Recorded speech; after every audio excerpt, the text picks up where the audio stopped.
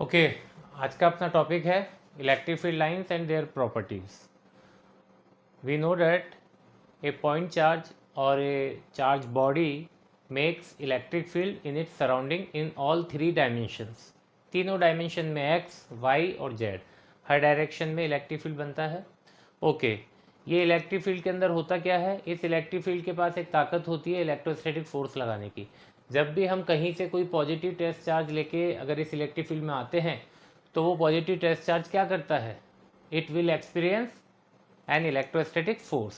Okay किस direction में, along the direction of the applied electric field. और ये फोर्स होता कितना है, F is equal to Q into E. जहाँ पे ये इलेक्ट्रिक फील्ड जो हमने बनाया इसका सोर्स कोई और है, ओके और ये चार्ज जो हम बाहर से लेके आए इस इलेक्ट्रिक फील्ड के अंदर जिसके ऊपर ये फोर्स लगता है।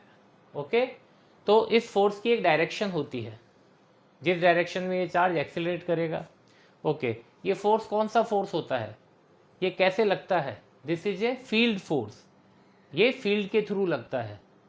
फील्ड के थ्रू लगता है मतलब फोर्स दो तरह से लग सकता है, एक कांटेक्ट के थ्रू और एक फील्ड के थ्रू।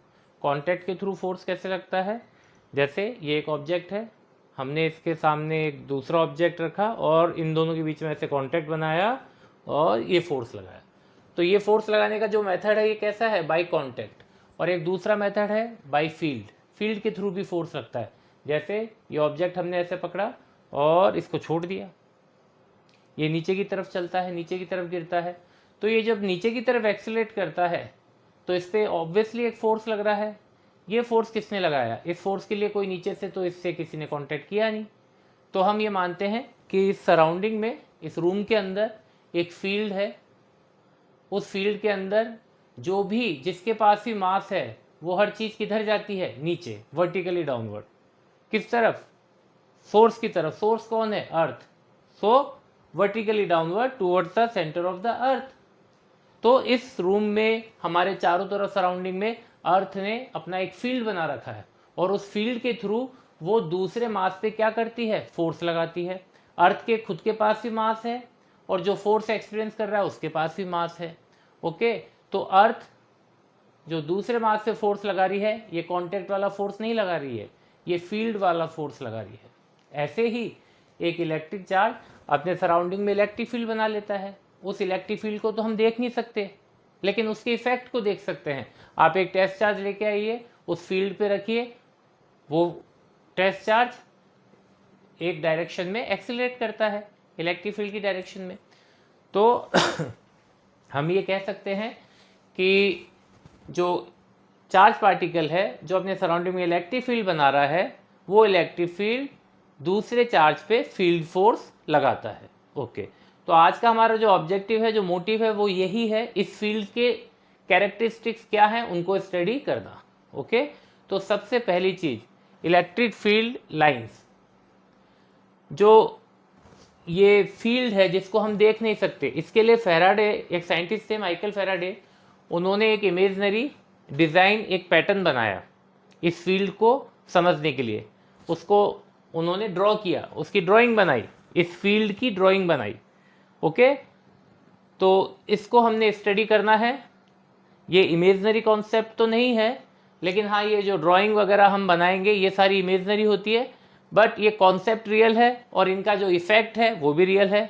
जैसे फॉर एग्जांपल आपके और मेरे बीच के अंदर अभी हमारे बीच कम्युनिकेशन हो रहा है, मैं इलेक्ट्रिक फील्ड तो नहीं देख सकता यहाँ पे लेकिन उसका इफेक्ट हम देख रहे हैं क्योंकि हम बात कर रहे हैं। Okay so the concept is real, the drawing is imaginary, the effect is real. Okay तो सबसे पहले इलेक्ट्रिक फील्ड लाइंस क्या होती है। Electric field lines, electric field lines are straight और curved path on which a test charge moves or we can say accelerate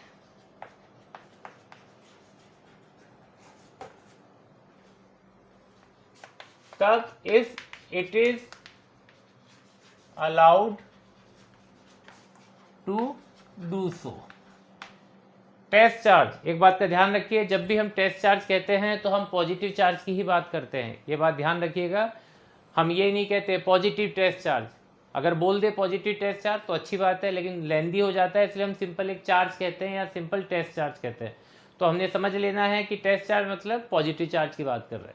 okay, तो जरूरी नहीं पॉजिटिव, आप नेगेटिव चार्ज रखेंगे उस पर भी फोर्स लगेगा, लेकिन हम हमारे लिए ईजीनेस के लिए, कैलकुलेशन के लिए शुरू से ही throughout the first topic हम हमारा जो टेस्ट चार्ज लेते हैं वो कौन सा लेते आते हैं, पॉजिटिव चार्ज। ओके, तो इलेक्ट्रिक फील्ड लाइंस क्या है, स्ट्रेट या कर्व, या तो स्ट्रेट या कर्व हो सकती है, ठीक है।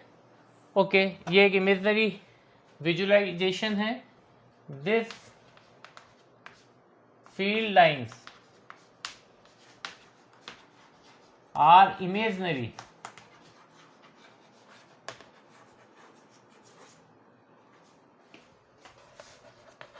but their effect is 100% real. Okay, तो सबसे पहले प्रॉपर्टीज लिखना शुरू करते हैं। प्रॉपर्टीज ही इसकी जो कैरेक्टरिस्टिक्स है, इसकी जो प्रॉपर्टीज़ है, उसी से हमें सारा कुछ समझ में आ जाएगा इलेक्ट्रिक फील्ड लाइंस के बारे में। ओके, एक बात ध्यान रखिए, जो हम अब करने जा रहे हैं इलेक्ट्रिक फील्ड लाइंस ड्रॉ करेंगे, तो इलेक्ट्रिक फील्ड लाइंस को बनाने के बाद हम नॉन मैथमेटिकली, बिना मैथमेटिक्स की हेल्प के भी हम केवल उन ड्राइंग को, उन पैटर्न्स को देख के बता सकते हैं कि किस लोकेशन पे इलेक्ट्रिक फील्ड स्ट्रॉन्ग है, किस लोकेशन पे इलेक्ट्रिक फील्ड वीक है। Okay, so properties of electric field, properties of electric field lines. तो सबसे पहली जो प्रॉपर्टी है वो ये है कि electric field lines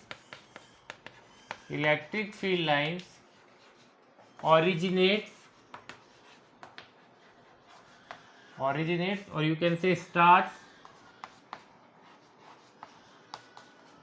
from positive charge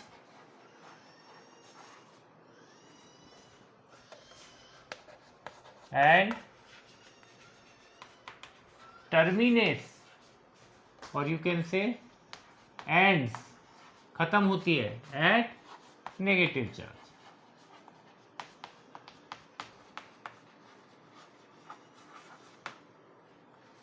positive charge से स्टार्ट करेगी ऐसे, ठीक है। फॉर एग्जाम्पल ये एक पॉइंट चार्ज है, तो इसमें से ऐसे बाहर निकलेगी इलेक्ट्रिक फील्ड लाइन, ऐसे।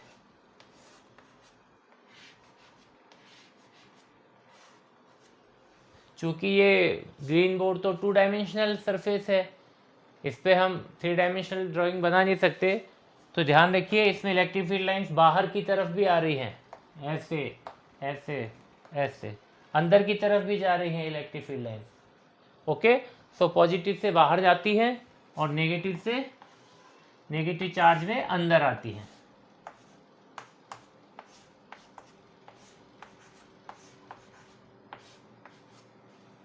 ओके, नेगेटिव चार्ज में अंदर, इसको कहते हैं आउटवर्ड, बाहर की तरफ, इनवर्ड, अंदर की तरफ। तो पहला प्राइम प्रॉपर्टी जो है इलेक्ट्रिक फील्ड की वो ये है कि it start from positive and terminates at negative. Okay, second property जो है वो भी काफी इंपॉर्टेंट है इसकी। सेकंड प्रॉपर्टी बोलती है कि किसी भी कर्व पे, इलेक्ट्रिक फील्ड लाइन के कर्व पे, आप किसी भी लोकेशन पे, किसी भी पॉइंट पे, सपोज ये इलेक्ट्रिक फील्ड लाइन जा रही है कैसी, ओके, इसके ये कर्व इलेक्ट्रिक फील्ड लाइन है और हमसे पूछा गया कि इस लोकेशन पे, इस पॉइंट पे हम एक टेस्ट चार्ज लेके आते हैं कहीं से और इसको लाके यहाँ पे रखते हैं। बताइए इस टेस्ट चार्ज पे फोर्स लगेगा या नहीं लगेगा? तो ऑब्वियसली अगर ये इलेक्ट्रिक फील्ड है तो लगेगा, तो सवाल यह है कि इस पे जो इलेक्ट्रोस्टैटिक फोर्स लगेगा वो किस डायरेक्शन में लगेगा। तो जवाब यह है कि इलेक्ट्रिक फील्ड लाइन की डायरेक्शन में लगेगा। जहां पे intensity of electric field line की डायरेक्शन होगी वहीं पे फोर्स की डायरेक्शन होगी। तो अब ये सवाल है कि इलेक्ट्रिक फील्ड की डायरेक्शन कौन सी है। क्या ये इलेक्ट्रिक फील्ड की डायरेक्शन है? नहीं, ये तो इलेक्ट्रिक फील्ड लाइन का डिजाइन है। इस पे इलेक्ट्रिक फील्ड लाइन की जो डायरेक्शन है वो हमें बतानी है। तो उसका तरीका क्या है, इस पॉइंट पे जहां पे आपको बताना है उस पॉइंट पे एक टेंजेंट ड्रॉ कर दीजिए। This tangent is the direction of the intensity of electric field and this tangent is the direction of the electrostatic force which is being experienced by this test charge. Okay, so इस location पे force की और electric field की दोनों की direction हमें पता चल गई। चूंकि इलेक्ट्रिक फील्ड पे हम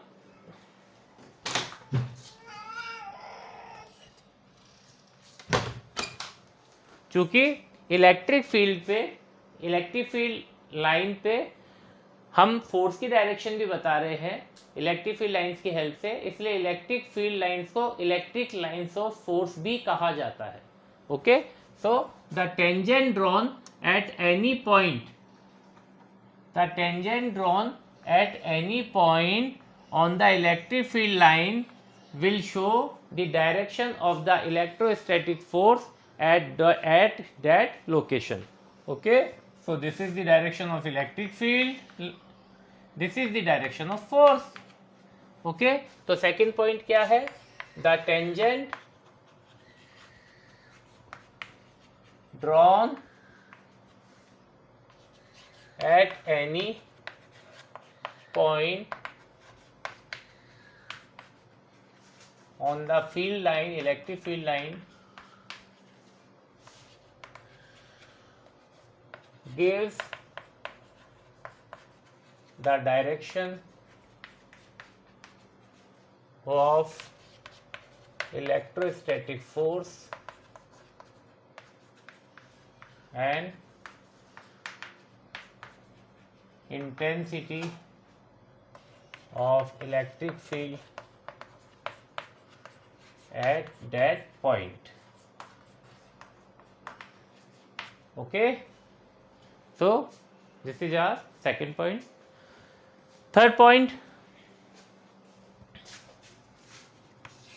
two or more electric field lines never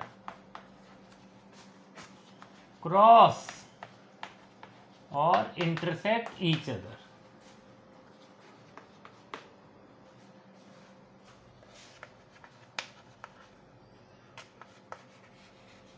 If they do so, then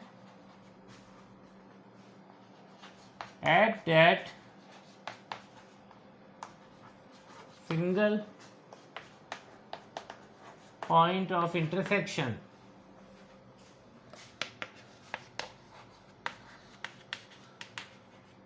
there will be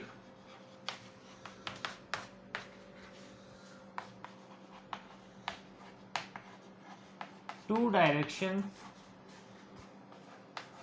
of the forces of the force, which is impossible.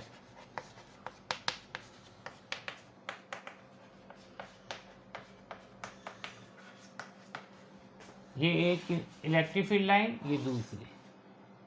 Okay, थोड़ा कर्व में बनाते हैं। ये एक इलेक्ट्रिक फील्ड लाइन और ये दूसरी इलेक्ट्रिक फील्ड लाइन। ये दोनों लाइंस, इलेक्ट्रिक फील्ड लाइंस एक दूसरे को कभी भी क्रॉस नहीं करती है, कभी भी एक दूसरे को कट नहीं करती है। क्यों? अगर ऐसा करती हुई पाई जाती हैं तो उस पॉइंट ऑफ इंटरसेक्शन पे आप फोर्स की डायरेक्शन नहीं निकाल सकते। क्यों? क्योंकि फोर्स की डायरेक्शन निकालने का तरीका क्या है? टेंजेंट ड्रॉ करना। अब दिक्कत ये आएगी कि यहाँ पे टेंजेंट किसके रेस्पेक्ट में किया जाए, इस वाले कर्व के रेस्पेक्ट में या इस वाले कर्व के रेस्पेक्ट में। यानी ये वाला कर्व डिसाइड करेगा इसकी डायरेक्शन या ये वाला कर्व डिसाइड करेगा, क्योंकि इस वाले कर्व के अकॉर्डिंग तो टेंजेंट की डायरेक्शन ये है, इस वाले कर्व के अकॉर्डिंग टेंजेंट की डायरेक्शन ये है, यानी इस एक सिंगल पॉइंट पे फोर्स की कितनी डायरेक्शन आ गई है, 2। सो इट इज इम्पॉसिबल कि आप एक ऑब्जेक्ट के ऊपर फोर्स लगाए, उस एक फोर्स के ऑब्जेक्ट पे 2 डायरेक्शन आ जाए, ऐसा संभव नहीं है। वो एक ऑब्जेक्ट आपने जो फोर्स लगाया उसकी एक ही यूनिक डायरेक्शन होगी, या तो वो एक्स एक्सिस में मूव करेगा ऑब्जेक्ट या वाई में मूव करेगा। आप उसको एक ही टाइम पे दोनों जगह नहीं ले जा सकते एक सिंगल फोर्स से। ओके, तो यही चीज़ यहाँ पे होती है। सिंगल पॉइंट ऑफ इंटरसेक्शन पे हमें 2 फोर्स की डायरेक्शन मिलना इम्पॉसिबल है। Okay, so this is not allowed. So lines can't intersect each other. Okay, ये आपके 3 पॉइंट हो गए। एग्जाम में जब पूछा जाता है properties of electric field lines, 1 number में 2 नंबर में जो भी है, तो ये 3 पॉइंट्स तो आपने शुरू में लिखने ही लिखने हैं। बाकी और भी काफ़ी पॉइंट्स हैं, लेकिन अगर आधे नंबर का भी अगर ये आता है तो शुरू के 2 पॉइंट्स आपको लिखने हैं, जो प्राइम मेन इंपॉर्टेंट पॉइंट्स ये 3 इसके हैं। ओके, अब 4th पॉइंट है इसका, electric field lines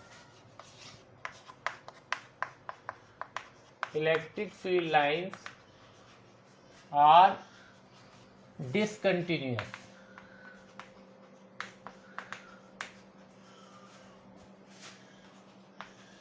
and they don't form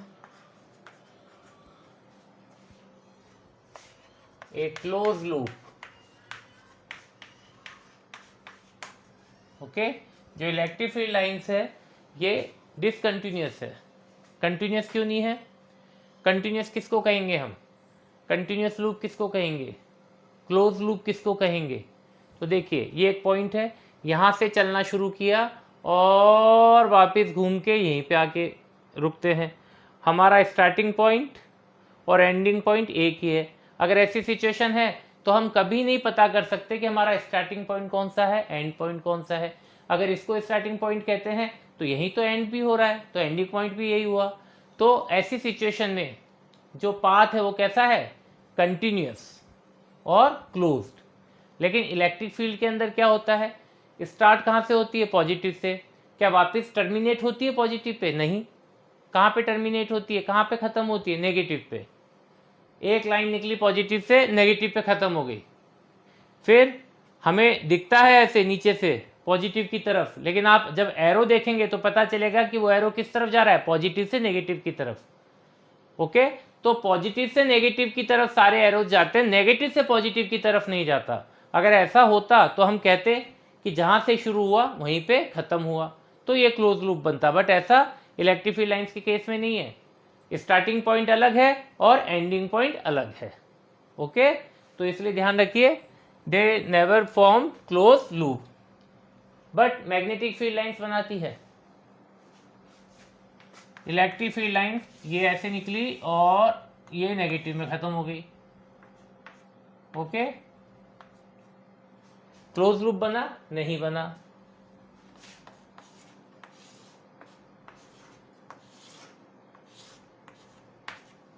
close loop बना? नहीं बना। यहां से शुरू, यहां खत्म, यहां शुरू, यहां खत्म, यहां शुरू, यहां खत्म, क्लोज लूप तो बना ही नहीं। ओके, लेकिन मैग्नेटिक फील्ड लाइंस में क्लोज लूप बनता है। ये हमारे पास एक मैग्नेट है, ये इसका नॉर्थ पोल, ये इसका साउथ पोल। नॉर्थ से मैग्नेटिक फील्ड लाइंस किस तरफ आती है? आउटवर्ड। और साउथ में किस तरफ जाती है? इनवर्ड। और ये ऐसे जाती है, आउटवर्ड से इनवर्ड। ओके, अब देखिए, मैग्नेट के बाहर नॉर्थ से साउथ, मैग्नेट के अंदर साउथ से नॉर्थ। तो इसमें शुरुआत कहां से हुई थी? कहां से लाइन निकली थी? नॉर्थ से। वापिस लौट के खत्म कहां पे हो रही है? नॉर्थ पे। ओके, तो this is A close loop, this is a continuous path. Okay, तो ये डिफरेंस है इलेक्ट्रिक फील्ड लाइंस और मैग्नेटिक फील्ड लाइंस में। मैग्नेट में क्लोज लूप बनता है। ओके, 5th प्रॉपर्टी इसकी,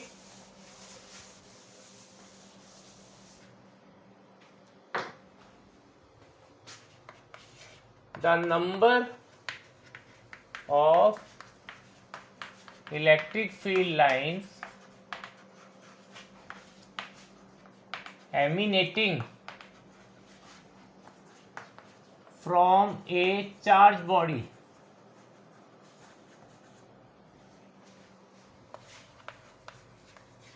is equal to 1 upon epsilon naught times of the total charge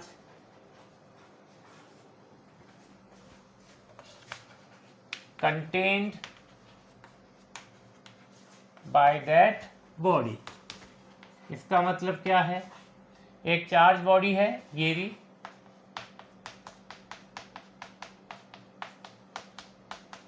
okay इसके पास मान लेते हैं कितना चार्ज है, क्यू चार्ज। क्यू चार्ज वाली बॉडी है, ये कितनी इलेक्ट्रिक फील्ड लाइंस बाहर निकालेंगी, 100, 1000, 10,000, कितनी निकालेंगी। तो अगर 1 कूलम वाली बॉडी है तो वो कितनी इलेक्ट्रिक फील्ड लाइंस बाहर निकालती है, 1 अपॉन एप्सिलॉन नॉट टाइम्स। अगर 2 कूलम वाली बॉडी है तो कितना निकालती है, 2 into 1 upon epsilon naught times.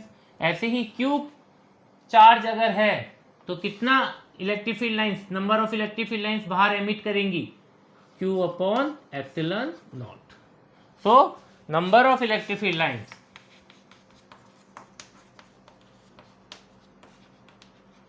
Is equal to Q upon epsilon naught. यही तो लिखा है हमने, 1 upon epsilon naught times of the total charge contained by the body Q।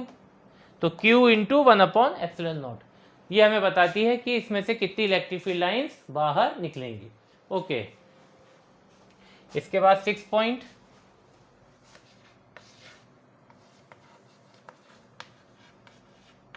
क्राउडनेस of electric field lines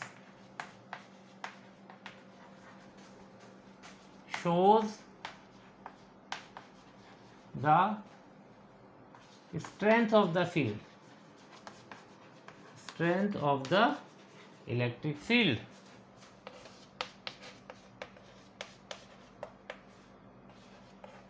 Greater the crowdness means stronger the electric field, stronger the electric field and vice versa। इसका मतलब क्या है,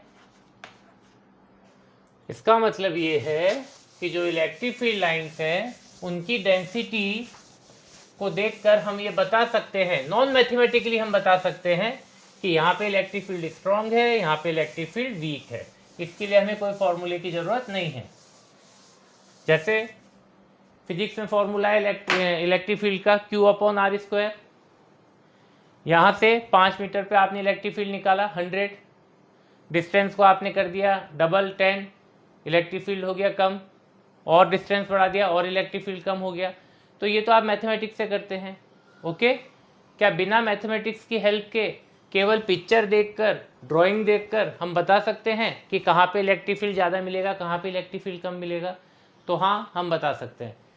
अगर हम lines की density को देखें तो हम बता सकते हैं जहाँ पे डेंसिटी ज़्यादा होगी, जहाँ पे लाइंस की क्राउडनेस ज़्यादा होगी, भीड़ ज़्यादा होगी, इकट्ठी ज़्यादा होंगी लाइंस, वहाँ पे इलेक्ट्रिक फील्ड की स्ट्रेंथ ज़्यादा होगी। ओके तो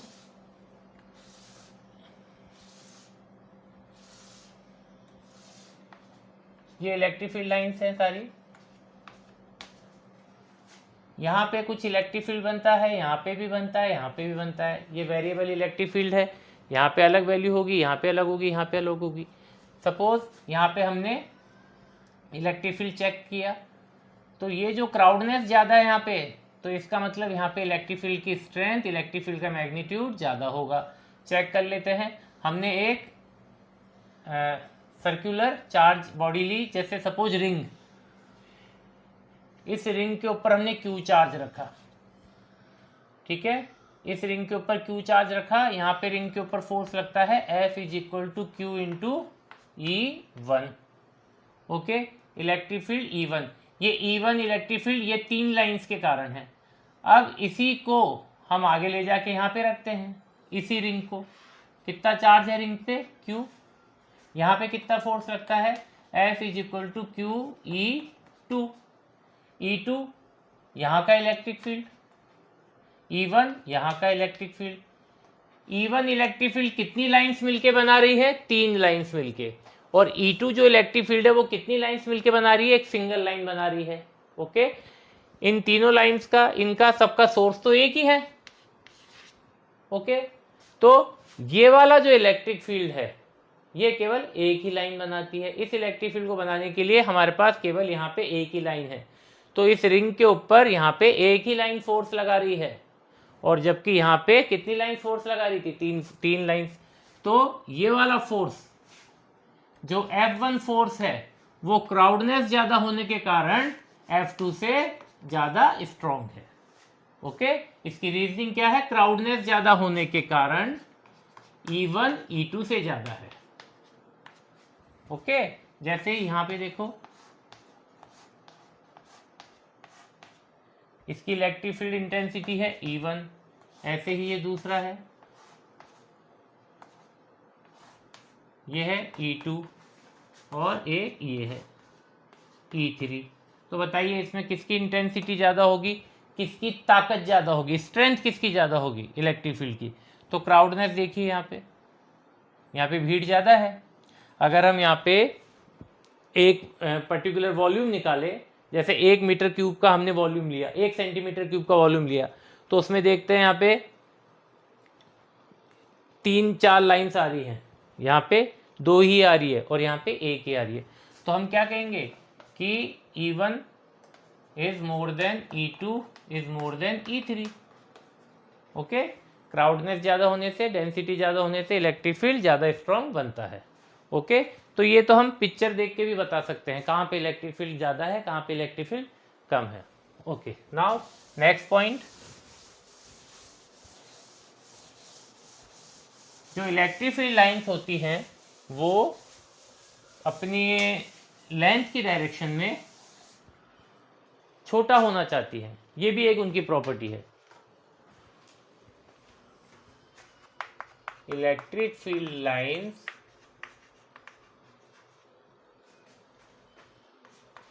टेंड्स टू कॉन्ट्रैक्ट, सिकुड़ना चाहती है, कॉन्ट्रैक्ट लेंथ की डायरेक्शन में, यानी longitudinally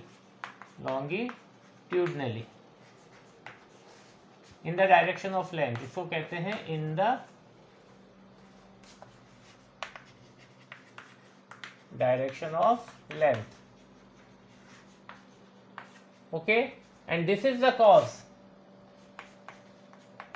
this is the reason, this is the cause behind the attraction force, behind the attraction between two unlike charges।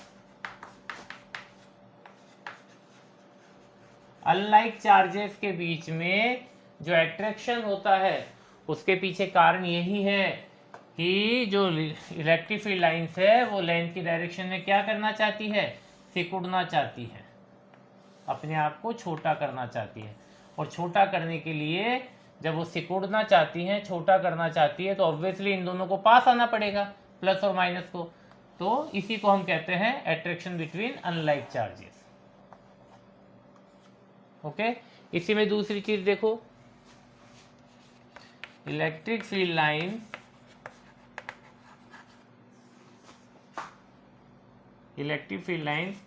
exert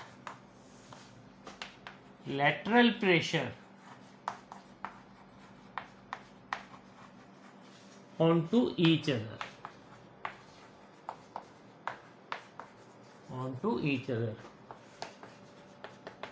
and this is the cause of repulsion between like charges। Okay, length की direction में छोटा होना चाहती है, लेकिन साथ ही साथ उसी टाइमिंग पे, उसी इंस्टेंट पे एक दूसरा काम भी कर रही होती है। जब ये सिकुड़ रही होती है तो एक चीज और कर रही होती है, ये एक दूसरे से दूर जाना चाहती है, लाइंस एक दूसरे से दूर रहना चाहती है। लंबाई की डायरेक्शन में एक सिंगल लाइन अपने आप को छोटा करेगी, लेकिन वही एक लाइन दूसरी लाइन से दूर रहना चाहती है। तो इस तरह से लेटरल प्रेशर एक दूसरे पे प्रेशर बनाती है दूर होने के लिए। और यही रीजन है, आप देखेंगे यहाँ पे स्पेस गैप थोड़ा कम है, फिर थोड़ा गैप बढ़ गया, फिर थोड़ा और बढ़ जाता है गैप, क्योंकि प्रेशर बढ़ता जाता है, इसलिए एक दूसरे से दूर होती जाती है। ओके, और यही रीजन है क्या, किसका, रिपल्शन का, बिटवीन लाइक चार्जेस। जैसे ये पॉजिटिव चार्ज, ये इलेक्ट्रिक फील्ड लाइन यहाँ से बाहर निकली, जैसे बाहर निकली यहाँ पे हमने एक सामने पॉजिटिव चार्ज रख दिया, तो ये जो बेचारी लाइन सीधी जा रही थी ये क्या करेगी, ये ऐसे बैंड होगी ऊपर की तरफ, और ये ऐसे बैंड होगी ऊपर की तरफ, ये ऐसे, ये ऐसे। तो ये यहाँ पे एक दूसरे पे क्या लगा रही है, प्रेशर, दूर कर रही है एक दूसरे को।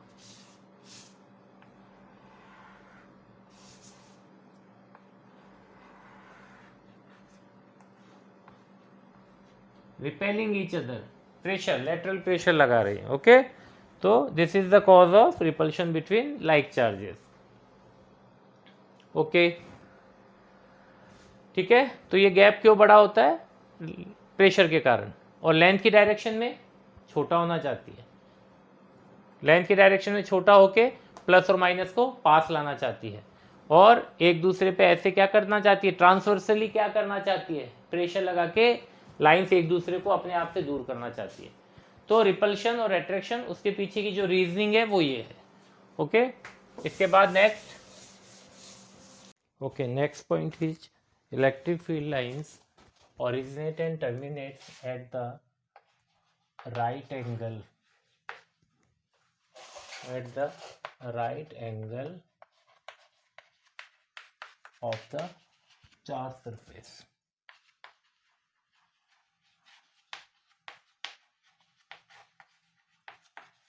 इसका मतलब ये है कि जब भी electric field lines positive charge से निकलेंगी तो ये राइट एंगल बना के बाहर निकलती है। जो चार्ज बॉडी है उसकी सरफेस पे, ये पॉजिटिवली चार्ज बॉडी मान लेते हैं, तो इसकी जो सरफेस है उसके ऊपर से ये 90 डिग्री एंगल बना के बाहर निकलेंगे। ऐसे 90 डिग्री एंगल बनाया, फिर बाहर निकलने के बाद फिर ये बैंड हो सकती है टूवर्ड्स नेगेटिव चार्ज, ऐसे। और जब ये नेगेटिव चार्ज के अंदर एंटर करेंगी तो नेगेटिव चार्ज की सरफेस पे भी ये 90 डिग्री एंगल बनाती है, ऐसे।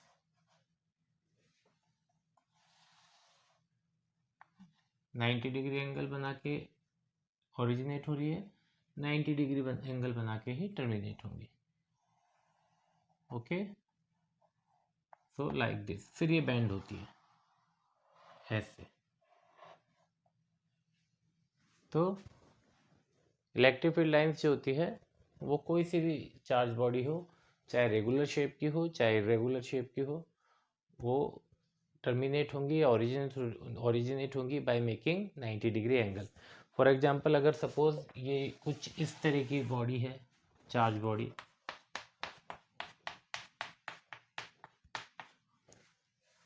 इस पॉइंट पे इलेक्ट्रिक फील्ड लाइन की डायरेक्शन, ये सरफेस लिया इसके परपेंडिकुलर। ओके, इस सरफेस पे यहाँ पॉजिटिव चार्ज है, इस सरफेस पे ये परपेंडिकुलर। ओके, इस सरफेस पे ये परपेंडिकुलर। तो 90 डिग्री एंगल बनाकर ही ये ओरिजिनेट होती है एंड टर्मिनेट होती है। और इसका एक छोटा सा प्रूफ भी है हमारे पास। Suppose this is a charge body, charge surface, positively charge surface, इसको हमने पॉजिटिव चार्ज दिया, पॉजिटिव चार्ज जैसे ही दिया वो पॉजिटिव चार्ज सारे के सारे यूनिफॉर्मली डिस्ट्रीब्यूट हो गए। After distribution the all charges have come to rest. Okay, तो ये अब सारे चार्जेस स्टैटिक कंडीशन में है, तो हम कह सकते हैं कि ये सिस्टम इक्विलिब्रियम में है,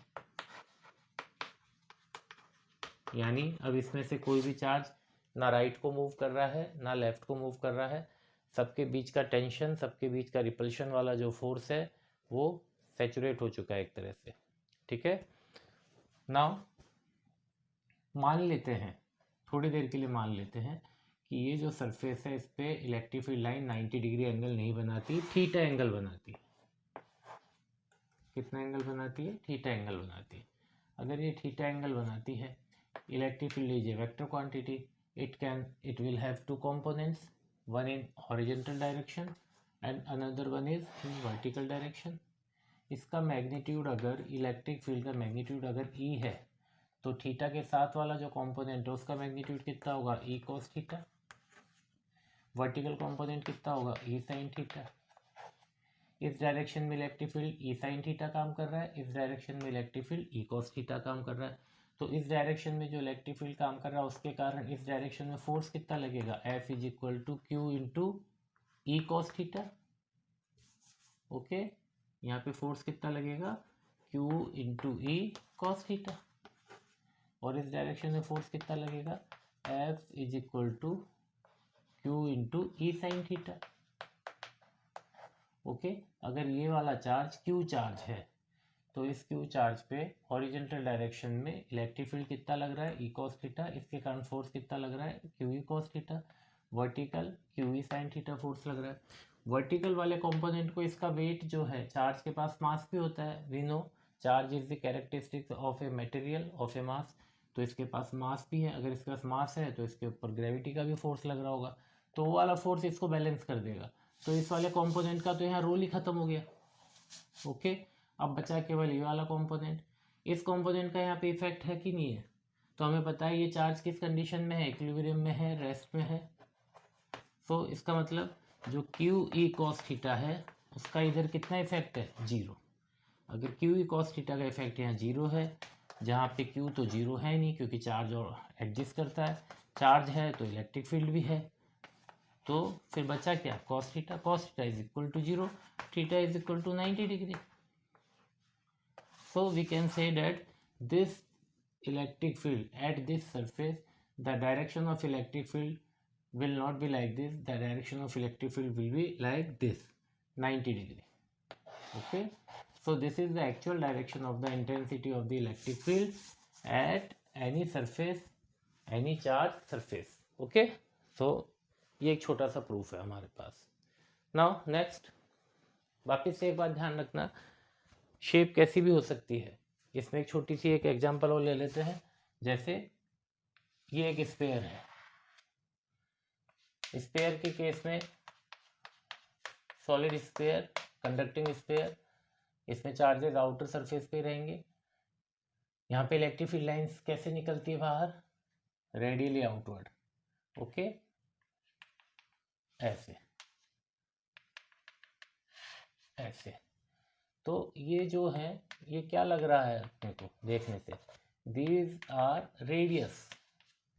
तो हम क्या कहते हैं? इलेक्ट्रिक फील्ड कैसा है? Radially outward. ओके, यहाँ पे ये इलेक्ट्रिक फील्ड लाइन की डायरेक्शन है और ये कितना एंगल बना रही है इसके साथ? 90 डिग्री। तो रेगुलर शेप बॉडीज पे तो हमें देखने को मिल ही गया, बट रिमेंबर कि इस तरह की अगर कोई आड़ी टेढ़ी सी इरेगुलर शेप भी हो, किसी चार्ज बॉडी की इरेगुलर शेप भी होगी, तो भी उसके सरफेस पे जो इलेक्ट्रिक फील्ड होगा, चाहे वो ओरिजिनेट करेगा वहाँ से, चाहे टर्मिनेट करेगा, लेकिन करेगा 90 डिग्री एंगल बना के। ओके, तो ये ध्यान रखना, क्योंकि इस टाइप की बॉडीज़ में तो हमें ये लगता है कि रेडियस जो होती है वो सरकमफेरेंस पे किसी भी पॉइंट पे 90 डिग्री पे होती है, वही इलेक्ट्रिक फील्ड लाइन की डायरेक्शन है, तो वो इलेक्ट्रिक फील्ड भी 90 डिग्री बन गया। बट इधर ऐसे केस में भी इलेक्ट्रिक फील्ड लाइन 90 डिग्री होता है। Okay, now next point,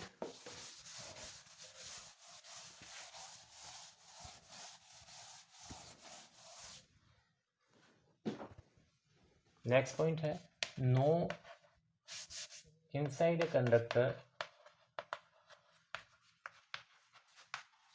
inside a conductor there is no electric field, no electric field. Okay, अगर हम कोई कंडक्टर की बात करें तो कंडक्टर के आउटर सरफेस पे चार्जेस होते हैं, अंदर चार्जेस नहीं होते हैं। ओके, वैसे ही कंडक्टर की सरफेस पे जो चार्जेस है उनके कारण इलेक्ट्रिक फील्ड होता है आउटवर्ड या इनवर्ड, लेकिन उसके अंदर, उसके वॉल्यूम के अंदर चार्जेस नहीं होते हैं, ना ही इलेक्ट्रिक फील्ड होता है। और इलेक्ट्रिक फील्ड नहीं होने के कारण उसके वॉल्यूम के अंदर अगर हम बाहर से कोई चार्ज ला के रख देते हैं किसी भी तरह से, तो उस पर कोई फोर्स भी नहीं लगता है। ओके, इसको देख सकते हैं हम एक बार प्रैक्टिकली करके। यहाँ पे ये प्लस चार्ज की एक प्लेट रखी हमने, ऐसे प्लस चार्जेज रख के उसको ऐसे रखा, एक नेगेटिव चार्जेस की प्लेट रखी, तो यहाँ पे एक इलेक्ट्रिक फील्ड डेवलप होगा ऐसा। ओके, अब इसके अंदर ले जाके हमने क्या करा, एक मेटल का बॉक्स रखा ऐसे, इसको नाम दे देते हैं ABCD। इस मेटल के बॉक्स के अंदर, बॉक्स को हमने यहाँ पे ले जाके रखा, तो जो पॉजिटिव प्लेट की साइड वाली सरफेस है AB, इस AB सरफेस पे क्या होगा, इस पॉजिटिव चार्जेस के कारण इस AB सरफेस पे सारे के सारे नेगेटिव चार्जेस इकट्ठे हो जाएंगे। कितने नेगेटिव चार्जेस, जितने पॉजिटिव चार्जेस यहाँ पे हैं, जितने पॉजिटिव चार्जेस यहाँ से नेगेटिव चार्जेस को बुलाएंगे उतने नेगेटिव चार्जेस यहाँ आ जाएंगे, और जितने पॉजिटिव यहाँ से पॉजिटिव चार्जेस को रिपेल करेंगे वो दूसरी साइड की सरफेस पे जाके इकट्ठे हो जाएंगे। तो हम क्या देखते हैं फाइनली, कि इसके अंदर नेगेटिव और पॉजिटिव चार्जेस सेपरेट हो गए हैं। इस सेपरेशन वाले फिनोमिना को तो हम कहते हैं पोलराइजेशन। चार्ज के सेपरेशन को हम क्या कहते हैं, पोलराइजेशन। इसके अंदर इलेक्ट्रिक फील्ड कहाँ गया, तो आंसर ये है कि इसके अंदर बाहर से जो हमने इलेक्ट्रिक फील्ड अप्लाई किया था उसको इसके अंदर वाले इलेक्ट्रिक फील्ड ने, पोलराइजेशन हुआ तो इस वाली सरफेस पे पॉजिटिव और इस वाली सरफेस पे नेगेटिव, तो बाहर वाला इलेक्ट्रिक फील्ड किस डायरेक्शन में था, ये इस डायरेक्शन में। ये कौन सा इलेक्ट्रिक फील्ड था, अप्लाइड, जो हमने लगाया था। और इसके अंदर एक इलेक्ट्रिक फील्ड बना प्लस टू माइनस, इसको कहते हैं, इस इलेक्ट्रिक फील्ड डायरेक्शन किस तरफ है, इसके अपोजिट, और इस इलेक्ट्रिक फील्ड को कहते हैं इंड्यूस्ड इलेक्ट्रिक फील्ड। तो अप्लाइड इलेक्ट्रिक फील्ड को इंड्यूस इलेक्ट्रिक फील्ड ने क्या कर दिया, कैंसिल कर दिया। Equal opposite electric field vectors आपस में क्या हो गए, कैंसिल आउट हो गए। तो net electric field inside the conductor कितना मिला मुझे, 0। ओके, देयरफॉर रिमेंबर कि अंदर इलेक्ट्रिक फील्ड कितना होता है, 0। और बाहर का इलेक्ट्रिक फील्ड का क्या हुआ, ये कौन सा स्पेस है, या तो ये फ्री स्पेस है या एयर है। यहाँ पे इलेक्ट्रिक फील्ड बन रहा है प्लस से इस माइनस वाली सरफेस तक ये, और ऐसे ही इस वाली प्लस सरफेस से इस माइनस वाली प्लेट तक ये इलेक्ट्रिक फील्ड बन रहा है। ओके, तो फ्री स्पेस में या वैक्यूम में या एयर में इलेक्ट्रिक फील्ड बन रहा है, बट मेटल के अंदर ये क्या है, मेटल कंडक्टर, इस कंडक्टर के अंदर इलेक्ट्रिक फील्ड नहीं बन रहा। अगर इसमें इलेक्ट्रिक फील्ड नहीं बन रहा, सपोज करो हम बाहर से एक छोटा सा चार्ज क्यू चार्ज ले जाके अंदर रख देते हैं यहाँ पे, तो क्या ये कोई फोर्स एक्सपीरियंस करेगा, नहीं करेगा। अंदर इस पे फोर्स कितना लगेगा, 0, क्योंकि फोर्स किसके इक्वल होता है, F is equal to Q into E. अगर E 0 है तो F कितना हो गया, 0। तो इस पर कोई इलेक्ट्रोस्टैटिक फोर्स भी नहीं लगेगा। और ये प्रैक्टिकली हम देखते हैं ट्रेन के डिब्बे के अंदर, जो कि ट्रेन का कंपार्टमेंट होता है वो मेटल का होता है, उसके अंदर हम हमारा एक चार्ज पार्टिकल यानी मोबाइल फ़ोन लेके बैठते हैं, और हम देखते हैं कि उसमें सिग्नल वीक आ रहे हैं, क्योंकि इलेक्ट्रिक फील्ड कितना हो जाता है, नेग्लिजिबल हो जाता है, और हमारे पास फ़ोन भी नहीं आता। क्यों, क्योंकि इलेक्ट्रिक फील्ड वीक हो गया, सिग्नल वीक हो गया, तो फोर्स लगना बंद हो गया। फोर्स लगना बंद हो गया तो हमें फ़ोन नहीं आता है, हमारी रिंगटोन नहीं बजती है। ओके, तो ये एक इसके पीछे रीज़न यही है। जैसे बारिश के टाइम में हमें, सपोज़ किसी मैदान के पास हैं, वहाँ पे एक पेड़ है और एक हम गाड़ी के अंदर बैठे हैं, तो हमारे लिए ज़्यादा सेफ क्या रहेगा, गाड़ी से उतर के पेड़ के नीचे चले जाना है या गाड़ी के अंदर ही बैठे रहना। तो आंसर है गाड़ी के अंदर ही बैठे रहना। तो हमें डैमेज कम होगा अगर गाड़ी के अंदर ही बैठ रहे थे, क्योंकि गाड़ी मेटल की बॉडी है, हमें हम खुद भी एक कंडक्टर ही हैं, तो हम सेफ रहेंगे अंदर, क्योंकि इलेक्ट्रिक फील्ड कम होगा कार के अंदर, फोर्स भी कम लगेगा। ओके, तो इस कारण से इस चार्ज को अगर हम यहाँ ले जाके अंदर रखते हैं तो इस पर फोर्स कितना लगता है, 0। तो इस तरह से हम कहते हैं इस चार्ज को फोर्स से बचाना।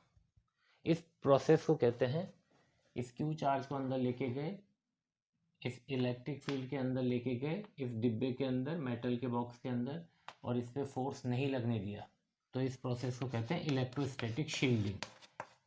इलेक्ट्रोस्टैटिक शील्डिंग,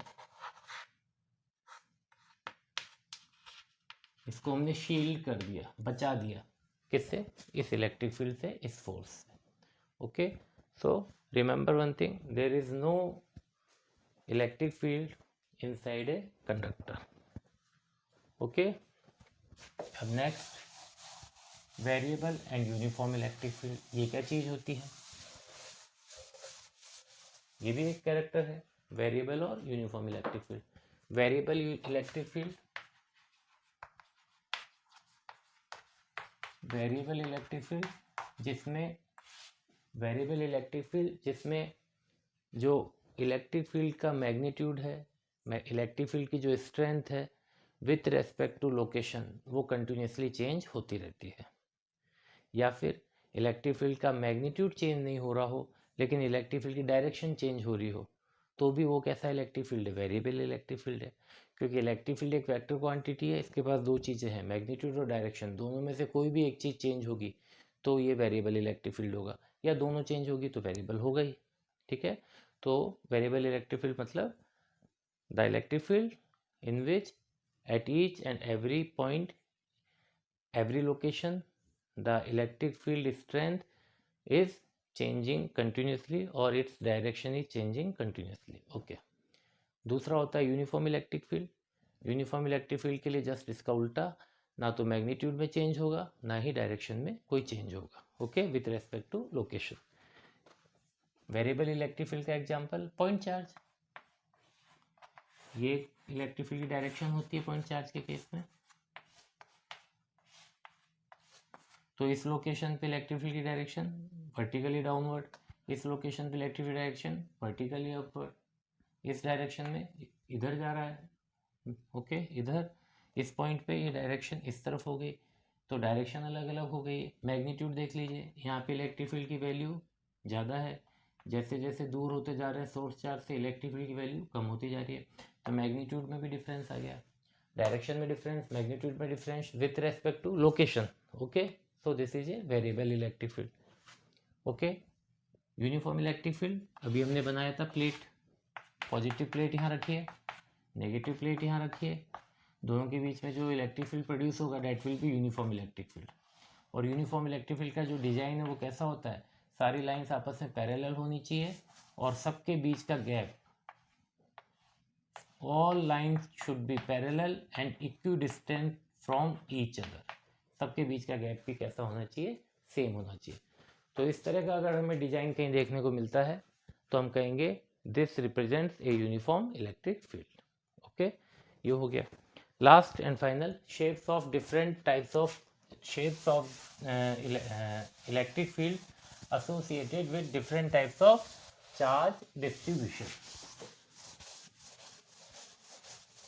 जिसमें सबसे पहले हम लेते हैं पॉइंट चार्ज। पॉइंट चार्ज के केस में इलेक्ट्रिक फील्ड कैसा बनता है? पॉइंट चार्ज, तो इसके केस में बनता है रेडियली आउटवर्ड, रेडियली आउटवर्ड, इसको हम यूं भी कहते हैं away from the source, away from the source. Electric field की डायरेक्शन कैसी है? Away from the source. Negative point charge के लिए टूवर्ड्स द सोर्स, इनवर्ड।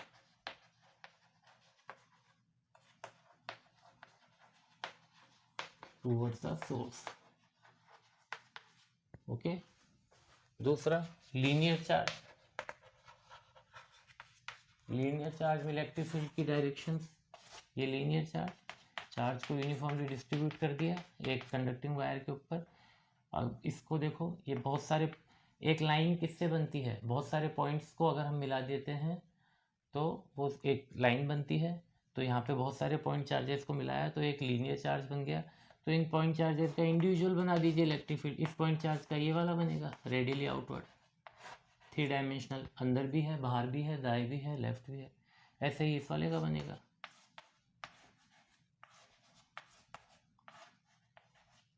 ऐसे ही इसका बनेगा। So this will look like a roller. जो कॉम्ब आता है कंघी करने का वो हो गया, या बोतल को साफ करने के लिए ब्रश आता है जिसमें सारे ब्रश होते हैं, जो तार होते हैं वो एक दूसरे को टच नहीं करते, कट नहीं करते, वही सेम वैसा ही होता है ये इसका इलेक्ट्रिक फील्ड। ओके, तो लीनियर चार्ज में ये हो गया। इसके बाद सरफेस चार्ज। सरफेस चार्ज में अभी हमने किया ही है। अगर हम एक सरफेस पे इलेक्ट्रिक फील्ड डाल दें, एक सिंगल प्लेट ली प्लस इसमें इलेक्ट्रिक फील्ड की डायरेक्शन ऐसे,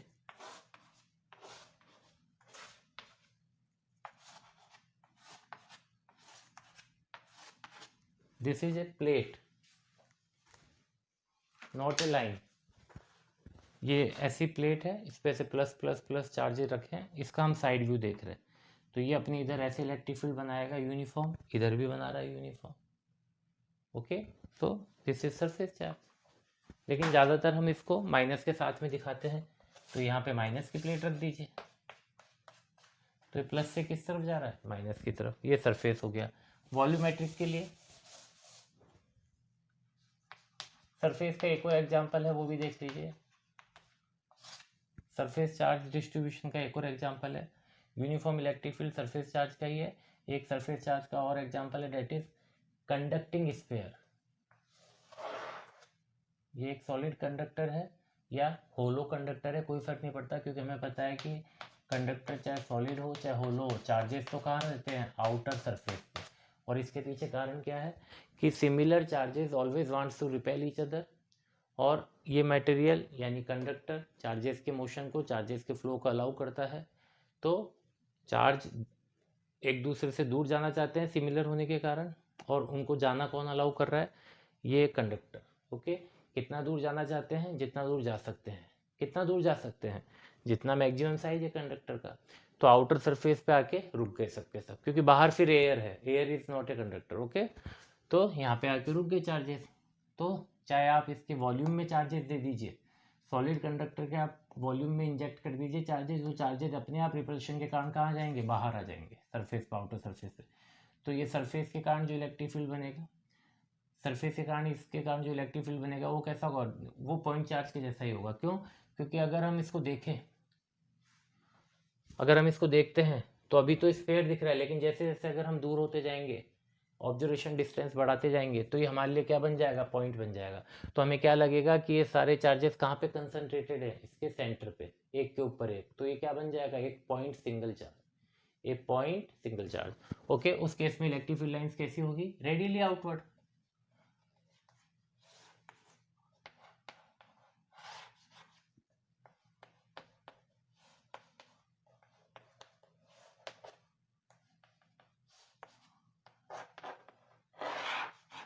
यहाँ पे जो इलेक्ट्रिक फील्ड लाइंस निकल रही है वो निकल तो सरफेस से रही है, लेकिन अगर देखने वाला यहाँ से देखे तो उसको अपियर क्या होता है कि कहाँ से आ रही है, सेंटर से आ रही है। इसलिए सेंटर से आती हुई दिखती है, इसलिए सेंटर से ले लिया। अदरवाइज ये ओरिजिनेट कहाँ से होती है, सरफेस से ही होती है, क्योंकि चार्जेस सरफेस पे ही है। ओके, नाउ नेक्स्ट, ये सरफेस का हो गया। वॉल्यूमेट्रिक के लिए याद रख लीजिए, वॉल्यूमेट्रिक चार्जेस केवल हम नॉन कंडक्टर में ही पढ़ सकते हैं, नॉन कंडक्टर, क्योंकि हमें पता है कि कंडक्टर के तो वॉल्यूम में चार्ज हो ही नहीं सकता इकट्ठा। तो नॉन कंडक्टर के केस में जहाँ पे वॉल्यूम में चार्जेस होते हैं, तो इसमें भी रेडियली आउटवर्ड। कारण आप लोग जानते हैं, समझ चुके हैं, सारे चार्जेस हमें कहाँ अपियर होंगे, सेंटर में। तो ये भी बिहेव कैसे करेगा, पॉइंट चार्ज के जैसे, इसलिए radially outward. Okay, now next electric dipole, उसका कैसे बनेगा, ये प्लस चार्ज, ये माइनस चार्ज, प्लस से माइनस, प्लस से माइनस, प्लस से माइनस। ओके, अब यहाँ से चार्ज निकला, इलेक्ट्रिक फील्ड लाइन निकली, किस तरफ आएगी, ये इस तरफ, ये इस तरफ। ओके, ये निकला बाहर, ये निकला बाहर, किस तरफ आएगा ये, नेगेटिव की तरफ। So this is electric dipole. Electric dipole, point charge, linear charge, surface charge, volumetric charge and point charge. Point charge spherical charge, चाहे वो कंडक्टर हो चाहे नॉन कंडक्टर हो, चाहे सरफेस वाला हो चाहे वॉल्यूम हो, अगर स्फेयर है तो दोनों पॉइंट चार्ज के जैसे बिहेव करेंगे, पॉइंट चार्ज के जैसे डिजाइन बनाएंगे। लीनियर चार्ज का डिजाइन दिख गया हमें कैसा बनता है, और इसका प्लेट का डिजाइन ये ऐसा बनता है। ओके, ठीक है। So that is all about electric field lines and there characteristics. Thank you.